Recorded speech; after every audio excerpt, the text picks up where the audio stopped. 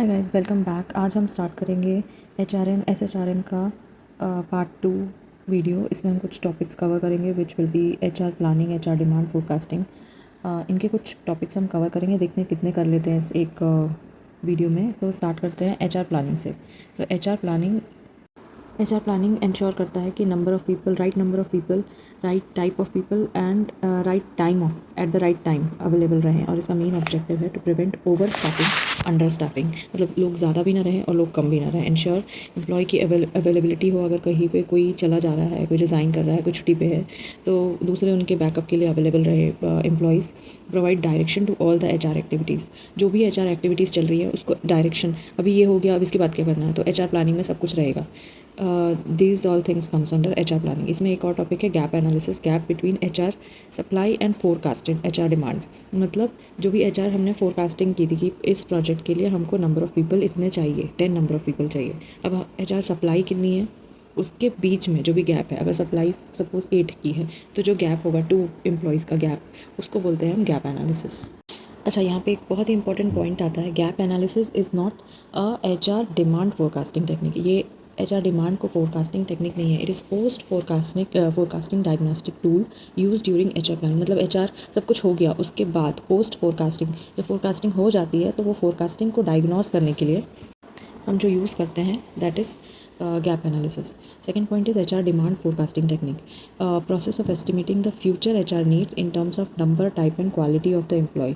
मतलब फ्यूचर में हमको कितने टाइप ऑफ एम्प्लॉयज़, जिसकी स्किल्स क्या होंगी और किस क्वालिटी के एम्प्लॉयज़ चाहिए, सीनियर, मीडियम लेवल या junior, that all comes under HR demand forecasting technique. अब इसमें भी 2 टाइप की टेक्निक्स होती हैं, क्वालिटेटिव एंड क्वांटिटेटिव। तो demand forecasting technique, Delphi technique जो है वो क्वालिटेटिव टेक्निक के अंडर आती है। Delphic technique is based on judgment and intuition. Basically मतलब एक पैनल बैठता है, panel of experts answers questions in multiple rounds, responses are summarised and redistributed, useful for long term forecasting and strategic decision making.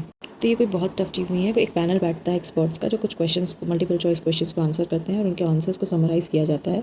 Long term forecasting के लिए use होता है, strategic decision making के लिए। और ये जो है इस मेथड को कहते हैं डेल्फी टेक्निक। ये डिमांड फोरकास्टिंग टेक्निक है जो कि क्वालिटेटिव टेक्निक के अंडर आती है। अब आते हैं हम क्वांटिटेटिव टेक्निक में, based on numerical data and models. तो इसमें भी 4 टाइप्स के टेक्निक्स होते हैं क्वांटिटेटिव में, trend analysis, ratio analysis, regression analysis, Markov analysis, जिसको हम फ्लो मॉडल भी बोलते हैं। तो नेक्स्ट पेज पे जाने के पहले हम थोड़ा सा समराइज़ कर लेते हैं। क्वालिटेटिव टेक्निक बेसिकली जजमेंट्स और इंट्यूशंस पे बेस्ड होती है, और जो क्वांटिटेटिव टेक्निक है as the name says based on numerical data और मॉडल्स पे होती है। तो अब आता है क्वांटिटेटिव टेक्निक का first technique, which is trend analysis. Examines past employment patterns and project future needs. मतलब जो भी पास्ट में हुआ है, एम्प्लॉयमेंट का कैसा पैटर्न रहा है, एम्प्लॉयज़ कितने थे, कितने रिक्वायर्ड थे, फिर क्या हो गया, कुछ प्रॉब्लम, उसके अकॉर्डिंगली ट्रेंड एनालिसिस करते हैं। ये एक डिमांड फोरकास्टिंग टेक्निक है।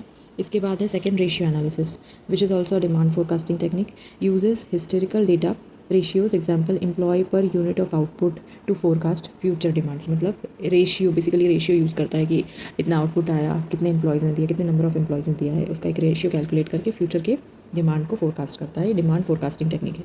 Third is regression analysis, identify statistical relationship between man power and other variables. जो भी मैन पावर और अदर वेरिएबल्स हैं, कितनी रिक्वायरमेंट है, कितने वैकेंसीज़ हैं, कितने टाइम में करना है, कितना आउटपुट चाहिए है, उसको एनालाइज करने के लिए उसके बीच में उसके बीच के रिलेशनशिप को एनालाइज करते हैं इस टेक्निक में, रिग्रेशन एनालिसिस में। This is also demand forecasting technique.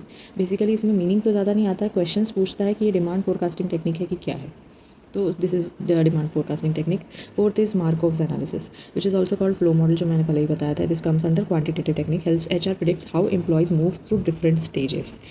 अब इसमें इसके अंडर समझेंगे हम, uses probabilities to estimate where employees are likely to move next based on their current position. मतलब अभी इस पोजीशन पे है, अभी वो प्रोजेक्ट इंजीनियर है, नेक्स्ट वो मैनेजर लेवल पे कब पहुंचेगा वो डिसाइड करने के लिए उसके करेंट स्टेज को हम एनालाइज करते हैं। फ्लो मॉडल के कुछ स्टेप्स हैं, मतलब मार्कोव एनालिसिस जिसको हम फ्लो मॉडल कहते हैं, उसके कुछ स्टेप्स हैं which are, first step is determine time period to cover, set a time frame to analyse and predict personal movement. मतलब एक सेट कर दिया जाता है कि 1 साल में इसकी ग्रोथ इतनी होनी चाहिए और 1 साल के बाद हम इसको प्रमोशन देके नेक्स्ट लेवल पे पहुंचा देंगे। तो एक सेट और टाइम फ्रेम सेट कर देते हैं किसी भी एम्प्लॉय के लिए।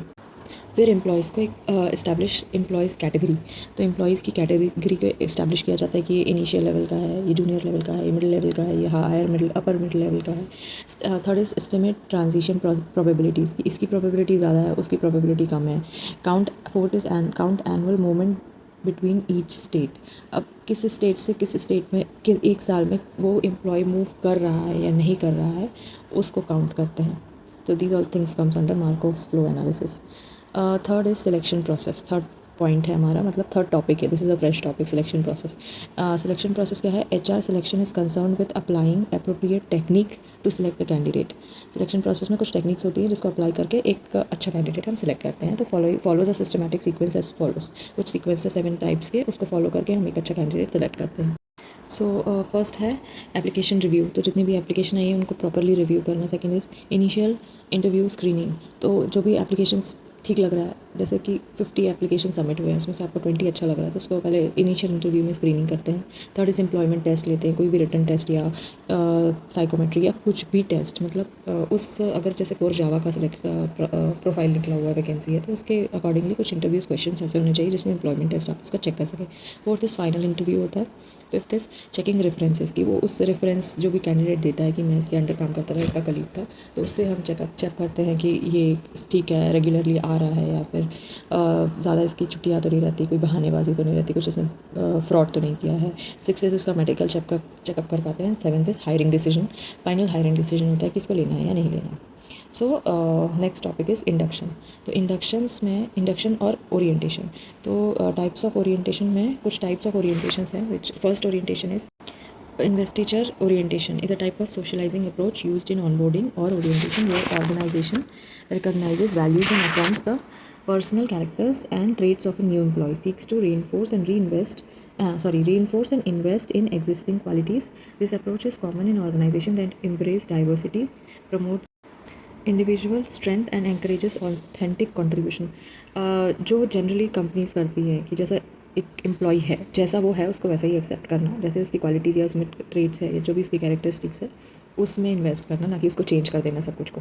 जैसे कि divestiture organization orientation technique, the second technique में होता है, उसमें क्या होता है?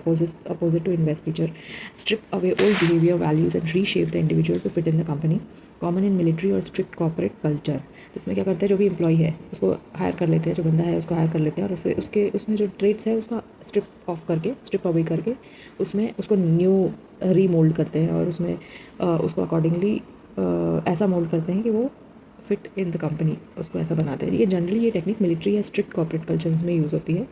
और थर्ड इज़ सीरियल ओरिएंटेशन, इसमें क्या करते हैं? असाइन अ मेंटर और experienced employ to guide the newcomers. तो बेसिकली मैंने ये देखा है कंपनीज़ में, जब मैं वर्क कर रही थी नियर लेवल पे, जो एक कोई भी हायरिंग होती है तब उसको एक मैनेजर दिया असाइन करता है एक कैंडिडेट, या जो भी रिज़ाइन किया है अगर वो नोटिस पीरियड पे है तो वो एक एज अ मेंटर काम करता है, और experienced employ to guide the newcomer, और वो उसको गाइड करता है। तो that is called serial orientation. अब फोर्थ है डिसजंक्टिव ओरिएंटेशन। अब इसमें क्या करते हैं? Newcomer is not given a role model और a mentor, often leads to uncertainty और एम्बिग्यूटी ड्यूरिंग ऑनबोर्डिंग। मतलब जो न्यू कमर हायर हुआ है उसको छोड़ देते हैं, तुमको जैसा अच्छा लगे, तुम जो भी एक्सपीरियंस के बेस पे है वो उसके अकॉर्डिंग लो, या किसी को देख के सीख लो, तो उसके अकॉर्डिंग वो अपने आप को मोल्ड करके कंपनी के लिए फिट अपने आप को कर लेता है। That is called disjunctive orientation. तो आज का टॉपिक, आज हम इतने ही टॉपिक कवर करते हैं, वीडियो भी काफ़ी बड़ा हो गया है। मिलते हैं नेक्स्ट वीडियो पे, टिल देन सब्सक्राइब।